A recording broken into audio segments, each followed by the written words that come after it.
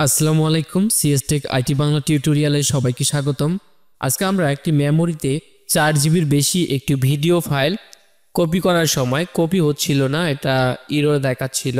Super copy দিয়ে copy হচ্ছিল না এবং সুপার কপি আমরা যখন ডিএক্টিভ করে দেই, ডিএক্টিভ করার পরে কিন্তু এটি কাজ করছিল না। আমাদের 4 জিবির বেশি হয় এই ভিডিওটি আমরা কোনোভাবেই মেমোরিতে কপি করতে পারছিলাম না বা মেমোরিতে ট্রান্সফার করতে পারছিলাম না।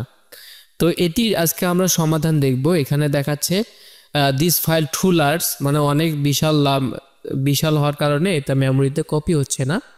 তো এটাকে কিভাবে আমরা সমাধান করব এবং কিভাবে আমরা মেমোরিতে এই ফাইলটি কপি করতে পারি, এটি নিয়ে আমরা আজকে আলোচনা করব। তো চলুন শুরু করা যাক।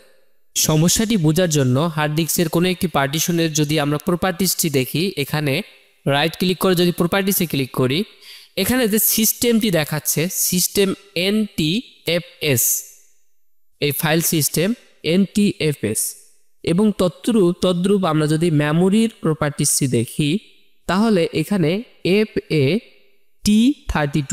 ওকে, তো এটাই মূলত সমস্যা।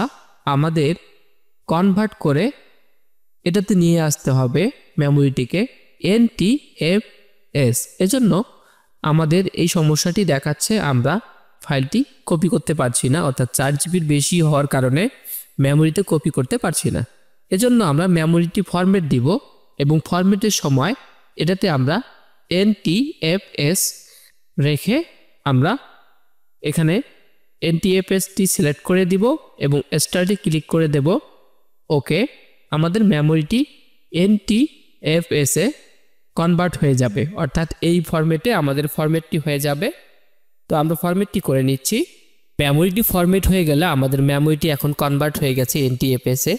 এখন যদি আমরা সেম ফাইলটি কপি করি, এখানে দেখেন, এখানে যদি প্রপার্টিসটি এখন চেক করি NTFS এইটি দেখাচ্ছে।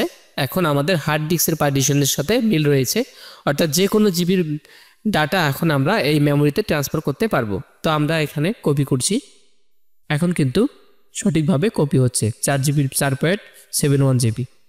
আজকের ভিডিওটি এ পর্যন্তই, ধন্যবাদ।